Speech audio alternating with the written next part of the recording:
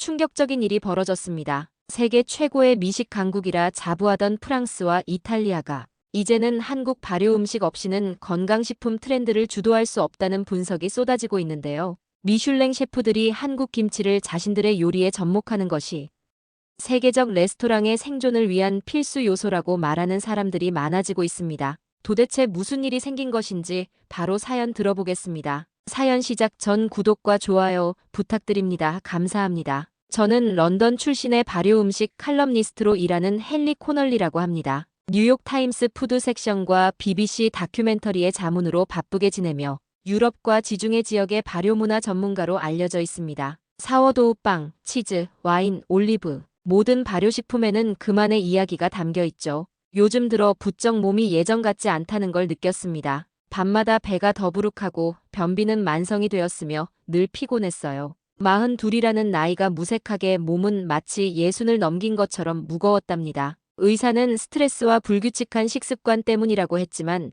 내 몸이 내게 뭔가 다른 신호를 보내는 것 같았어요. 그러던 어느 날 발효 음식 트렌드를 다루는 글로벌 푸드 심포지엄 발표 준비를 하고 있었죠. 책상 위에는 이탈리아 치즈, 프랑스 와인, 독일 사워크라우트에 관한 자료들이 가득했습니다. 발표 전날 동료 제임스가 제 발표 자료를 검토하다 문득 이런 말을 했어요. 헨리, 당신 자료는 언제나 완벽하지만 한 가지 아쉬운 점이 있어요. 뭐가 부족한데?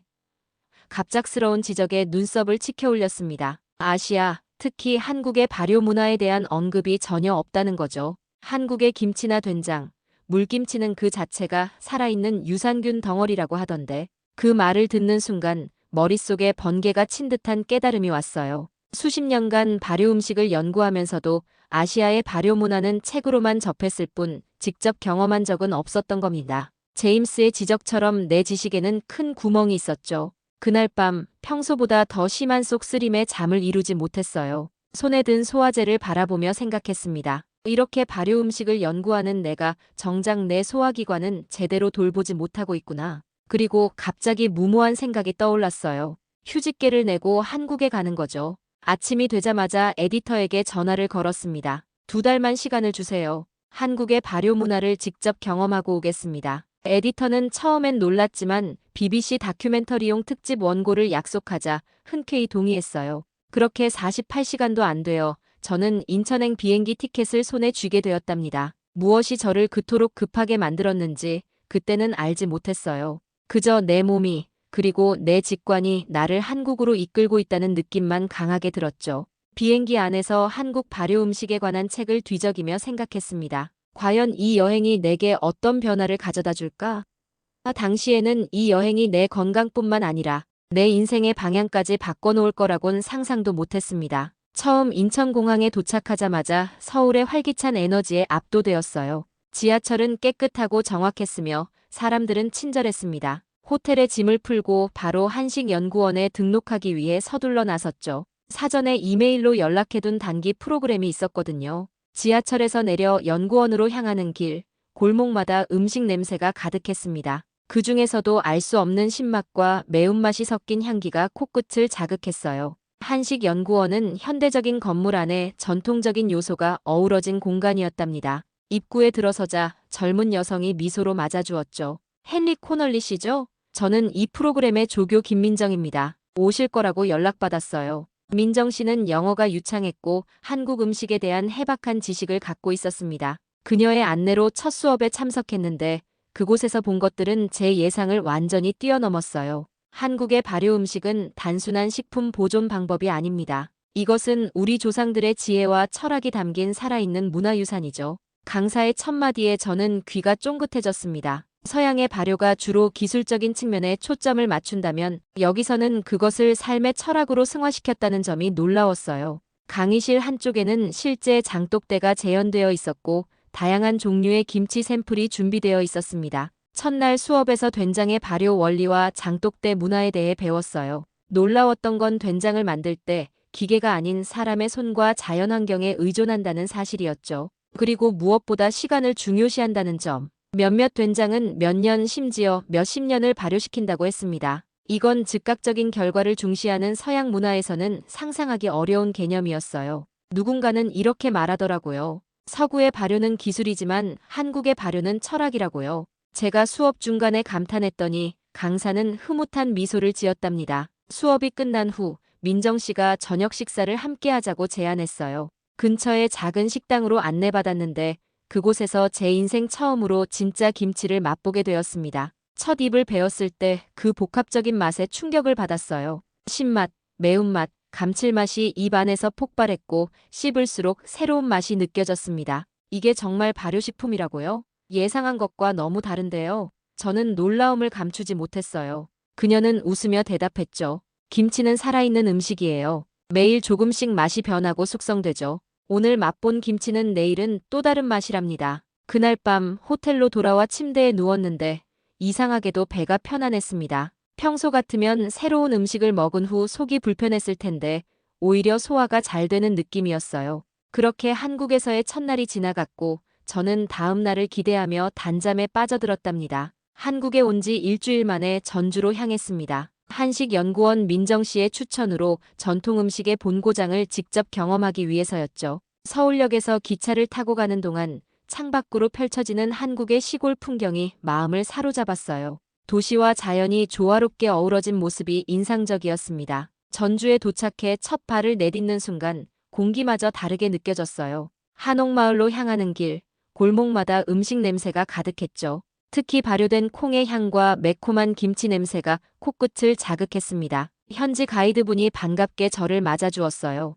헨리 씨, 전주는 맛의 고장이라 불립니다. 오늘 하루만으로는 다 경험하기 어려울 거예요. 가이드의 안내로 첫 번째 방문한 곳은 전통장 만들기 체험장이었습니다. 그곳에서 본 장독대는 마치 작은 도시처럼 느껴졌어요. 수십 개의 항아리가 햇볕을 받으며 나란히 서 있었죠. 체험장의 할머니는 손수 메주를 만드는 과정을 보여주셨습니다. 이 콩을 삶아서 찢고 모양을 만들어 띄운 다음 소금물에 담그면 된장이 되는 거예요. 간단하죠? 할머니는 웃으셨지만 그 과정은 결코 간단해 보이지 않았어요. 무려 6개월에서 1년까지 기다려야 된장이 완성된다니 그 인내심이 놀라웠습니다. 서양에서는 상상도 할 수 없는 시간의 척도였죠. 점심으로는 한정식을 경험했는데 한 상에 20가지가 넘는 반찬이 놓여 있었습니다. 그중 대부분이 발효 음식이었어요. 김치, 장아찌, 젓갈 모두 서로 다른 맛과 향을 가지고 있었죠. 특히 깊은 맛의 된장찌개는 속을 따뜻하게 데워주는 느낌이었습니다.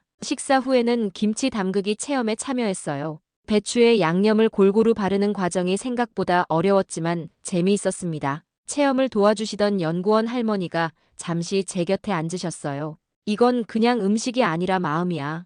김치를 담글 때 행복한 마음으로 해야 맛있게 돼. 그 말씀이 가슴에 와닿았습니다. 발효 음식에는 단순한 재료와 과학적 반응을 넘어선 무언가가 있었어요. 그건 바로 사람의 정성과 마음이었죠. 서양의 발효에서는 찾아볼 수 없는 요소였습니다. 저녁에는 광장시장 같은 곳을 방문해 다양한 길거리 음식을 맛봤어요. 그 중에서도 김치찌개 한 그릇이 특히 기억에 남았죠. 텁텁한 된장찌개와는 달리 김치찌개는 매콤하면서도 시원한 맛이 특징이었습니다. 놀랍게도 그 한 그릇을 비우고 나니 배가 편안해지는 느낌이 들었어요. 호텔로 돌아와 침대에 누워 오늘 하루를 되돌아봤어요. 한국의 발효 음식은 단순한 맛의 경험을 넘어 문화적 체험이었습니다. 그리고 더 놀라운 것은 일주일 동안 계속되던 속 더부룩함이 점점 나아지고 있다는 사실이었어요. 마치 내 몸이 한국의 발효 음식을 기다려왔다는 듯이 말이죠. 저는 서울로 돌아온 후 본격적으로 한식연구원의 프로그램에 몰입했습니다. 매일 아침 9시부터 오후 5시까지 한국 발효 음식의 역사와 과학, 문화적 배경을 배웠어요. 특히 발효 미생물의 다양성과 지역별 김치의 차이점을 알게 된 건 정말 흥미로웠습니다. 북쪽은 덜 맵고 담백한 반면 남쪽으로 갈수록 양념이 풍부하고 매콤한 맛이 강해진다는 사실이 놀라웠어요. 어느 날 김치 발효 과정을 현미경으로 관찰하는 시간이 있었습니다. 유산균이 활발하게 움직이는 모습을 보며 마치 작은 우주를 들여다보는 느낌이었죠. 강사는 이 미생물들이 우리 장내 미생물과 어떻게 상호작용하는지 설명해 주었어요. 이 유산균들은 단순히 맛을 만드는 것뿐만 아니라 우리 몸에 들어가서 장내 환경을 개선해 줍니다. 면역력 강화, 소화 촉진, 정신 건강에까지 영향을 미친다는 연구 결과가 있어요. 그 말을 들으며 제 건강 상태가 호전되고 있는 이유를 이해하게 되었습니다. 만성 변비가 거의 사라졌고 피로감도 줄었어요. 몸이 가벼워졌다는 느낌이 들었죠. 수업이 끝난 후 민정 씨와 함께 한강변을 걸으며 대화를 나눴습니다. 그녀는 내가 경험하고 있는 변화에 전혀 놀라지 않았어요.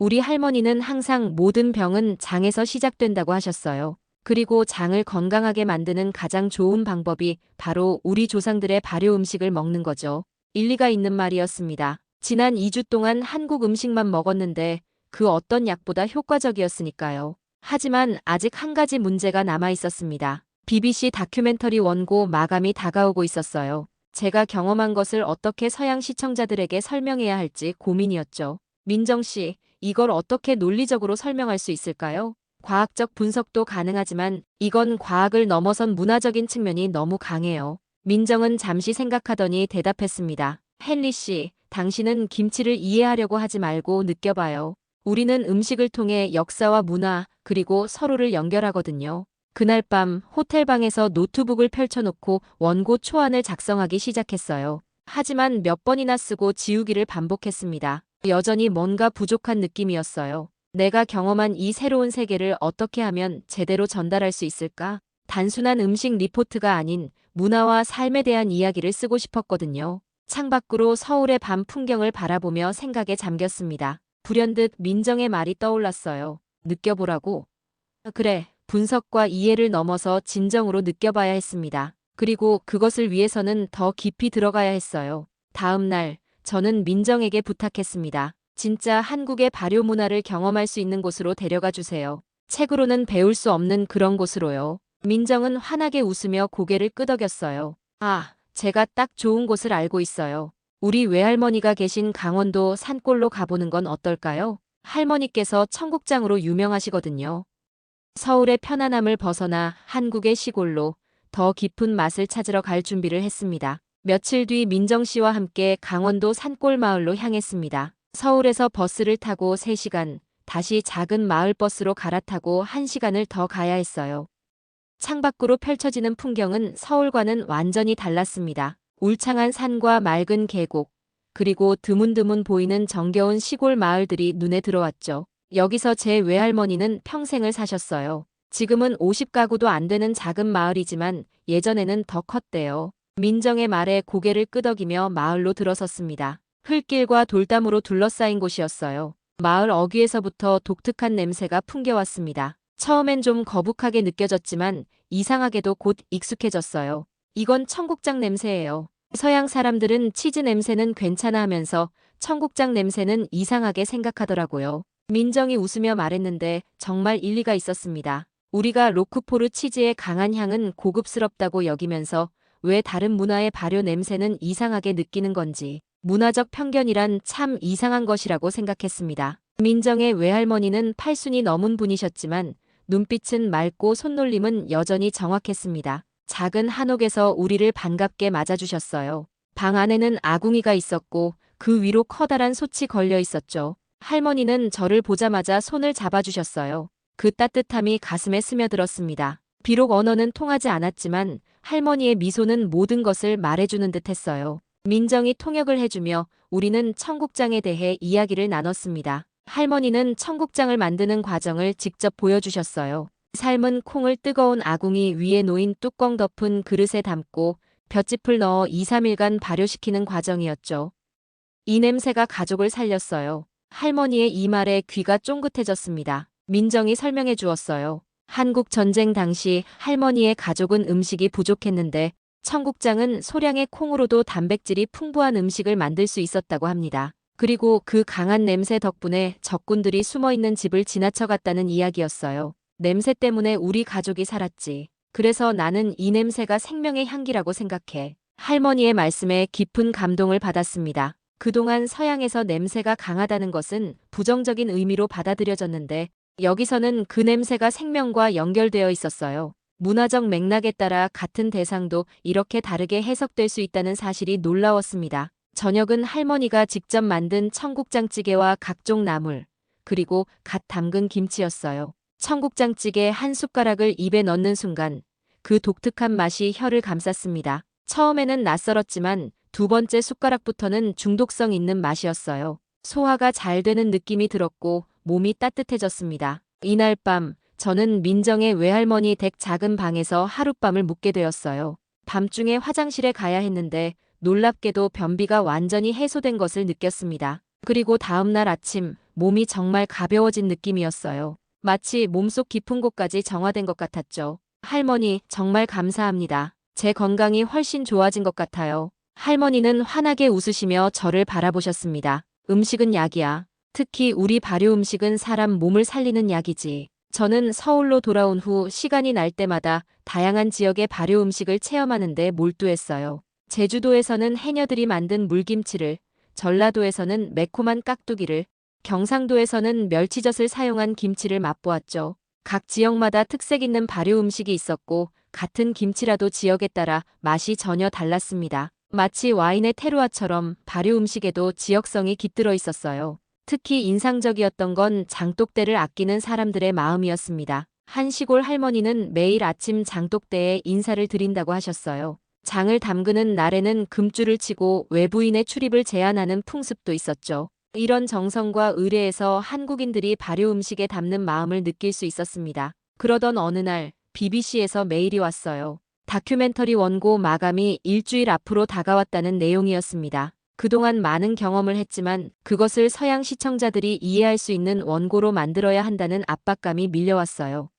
민정에게 고민을 털어놓았죠. 글을 쓰는 게 어려워요. 제가 경험한 것을 어떻게 표현해야 할지. 민정은 차분히 말했습니다. 헨리 씨, 당신은 발효 음식을 통해 무엇을 느꼈나요? 그냥 음식 평론가처럼 쓰지 말고 당신의 변화에 대해 이야기해 보세요. 그 말에 문득 깨달음이 왔어요. 지금까지 저는 음식 자체에만 집중했는데 정작 중요한 건 그 음식으로 인한 나의 변화였던 거죠. 단순히 맛이 아니라 내 몸과 마음이 어떻게 달라졌는지가 중요했습니다. 그날 저녁 한식연구원 근처 작은 식당에서 민정과 함께 저녁을 먹었어요. 선물로 받은 된장과 청국장, 그리고 다양한 김치 맛을 보며 지난 한 달을 회상했습니다. 처음 한국에 왔을 때의 불편했던 소화기 증상들은 온데간데 없고 얼굴에는 생기가 돌았어요. 나이 42치고는 꽤 건강한 모습이었죠. 호텔로 돌아와 노트북을 펼쳐놓고 글을 쓰기 시작했습니다. 이전과는 완전히 다른 접근 방식이었어요. 과학적 분석이 아닌 개인적인 여정으로서의 발효 음식 이야기를 글로 쓰기 시작했습니다. 글을 쓰는 내내 가슴이 뜨거워졌어요. 발효 음식을 통해 내가 배운 것들, 내 몸과 마음의 변화, 그리고 사람과 음식의 관계에 대한 새로운 통찰까지 모든 것이 글 속에 담겼습니다. 밤을 새워 원고를 완성했죠. 다음 날 아침 민정에게 원고를 보여주었어요. 그녀는 천천히 읽어내려가더니 미소를 지었어요.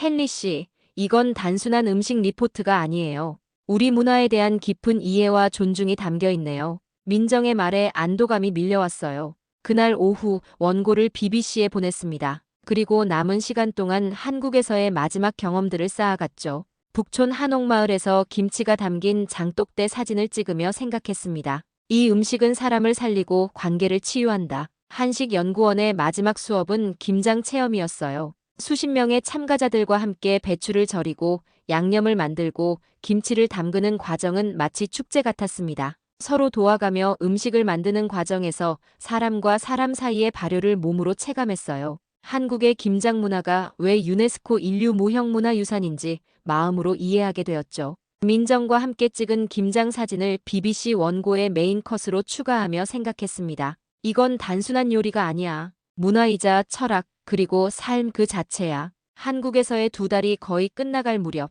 놀라운 소식을 받았습니다. BBC 푸드 섹션의 에디터가 제 원고를 읽고 깊은 인상을 받았다는 내용이었어요. 기존 계획이던 10분짜리 다큐멘터리가 아닌 30분짜리 특별 다큐멘터리로 확대하겠다는 제안이었죠. 뿐만 아니라 뉴욕타임스에서도 연재를 요청해왔습니다. 민정 씨, 믿어지지 않아요. 에디터가 이런 반응을 보인 적이 없었거든요. 민정은 기쁜 표정으로 말했습니다. 한국 음식의 진정한 가치를 전달해 주셨으니까요. 우리 음식을 단순히 이국적인 것으로 소개한 게 아니라 그 안에 담긴 철학과 문화를 전해주셨잖아요. BBC의 특별 다큐멘터리 제작을 위해 추가 촬영이 필요했어요. 영국에서 카메라팀이 한국으로 날아왔고 저는 그들을 안내하며 제가 경험했던 장소들을 다시 방문했습니다. 민정의 외할머니 댁, 전주 한옥마을, 김치연구소. 이 모든 곳들이 영상에 담겼죠. 특히 인상적이었던 건 청국장 할머니와의 재회였어요. 카메라 앞에서도 전혀 긴장하지 않고 평소처럼 자연스럽게 청국장을 만드는 모습을 보여주셨습니다. 촬영 중 할머니가 저에게 말씀하셨어요. 이젠 몸이 많이 좋아 보이네. 얼굴색도 밝아졌고. 통역을 통해 들은 이 말에 가슴이 따뜻해졌습니다. 정말 그랬어요.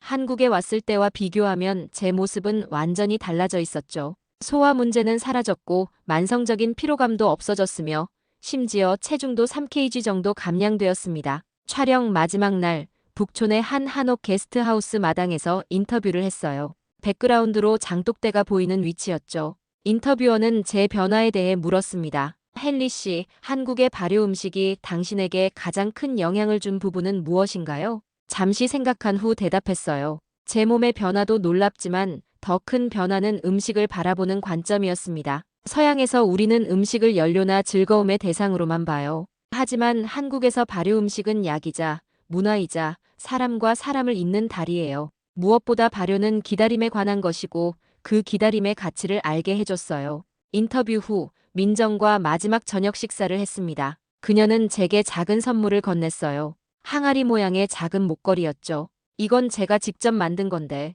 영국에서도 한국의 발효 정신을 기억하시라고요. 그 깊은 마음에 감동받았습니다. 다음 날 아침 인천공항으로 향하는 길에 창밖 풍경을 바라보며 생각했어요. 2달 전 이곳에 왔을 때는 그저 칼럼니스트의 호기심으로 가득 찬 서양인이었습니다. 하지만 지금의 저는 완전히 다른 사람이 되어 있었어요. 공항에서 마지막 인사를 나누며 민정에게 약속했습니다. 곧 돌아올게요. 그리고 제 책이 출간되면 가장 먼저 한국어로 번역될 수 있도록 할게요. 그녀는 미소 지으며 답했죠.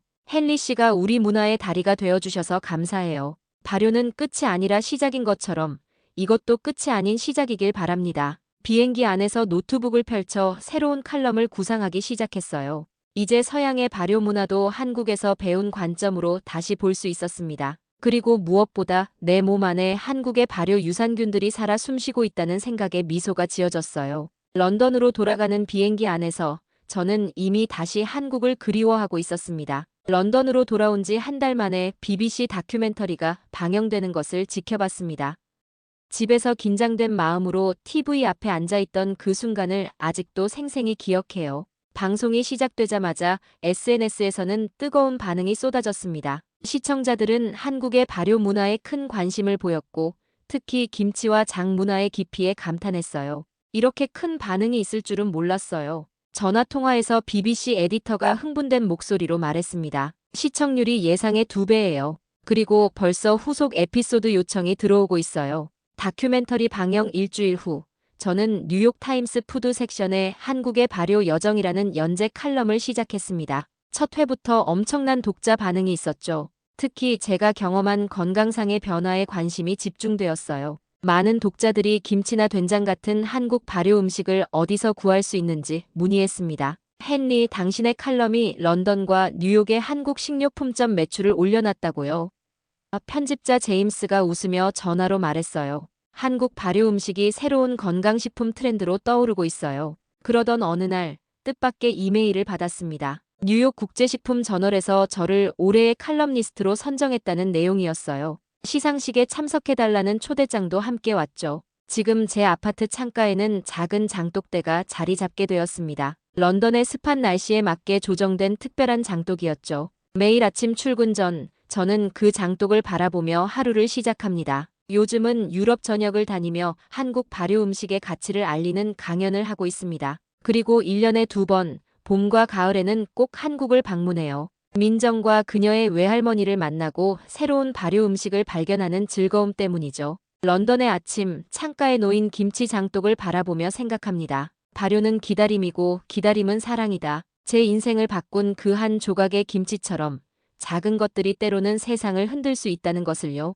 다음 달에는 파리의 미슐랭 레스토랑 셰프들을 위한 한국 발효 음식 워크숍을 진행할 예정이에요. 그리고 올해 가을에는 민정과 함께 한국 전역의 발효 음식을 다룬 새 다큐멘터리도 촬영합니다. 한국의 발효 정신은 이제 제 삶의 철학이 되었어요. 빠르게 변하는 세상에서 기다림의 가치를, 복잡한 기술 속에서 단순함의 지혜를, 그리고 개인주의 시대에 함께 나누는 기쁨을 알게 해주었으니까요. 그리고 무엇보다 내 몸과 마음이 건강해졌습니다. 출장이 많은 지금도 소화 문제는 거의 없어요. 아침마다 직접 만든 물김치 한 그릇으로 하루를 시작하는 습관이 생겼거든요. 이제 저는 유럽과 아시아를 잇는 음식 문화의 다리가 되었습니다. 한 조각의 김치가 제 인생을 바꿨고, 이제 그 김치는 세계를 조금씩 변화시키고 있습니다. 수천 년의 지혜가 담긴 대한민국의 한식은 정말 놀랍게도 한 사람의 건강과 철학을 완전히 바꿔놓을 수 있는 위대한 문화유산이었던 것입니다. 오늘 사연은 여기까지입니다. 수천 년 동안 한반도에서 이어져 온 발효 지혜가 이제는 세계 식문화의 중심으로 떠오르고 있다는 사실에 자랑스러워집니다. 전 세계 건강식품 트렌드를 이끌고 미슐랭 셰프들까지 배우러 오는 우리의 김치와 장 문화는 단순한 음식이 아닌 과학과 철학 그리고 지혜의 결정체입니다. 서구인들이 이제야 주목하는 이 가치를 우리 선조들은 이미 오래전부터 알고 실천해왔습니다. 한 조각의 김치가 세계인의 식탁과 건강, 그리고 문화적 인식까지 바꿔나가는 모습을 어떻게 생각하시나요? 오늘 사연에 대한 여러분의 의견을 댓글로 남겨주세요. 내일도 감동적인 사연으로 찾아뵙겠습니다. 귀한 시간 내주셔서 감사합니다. 지금까지 감동 신호등이었습니다.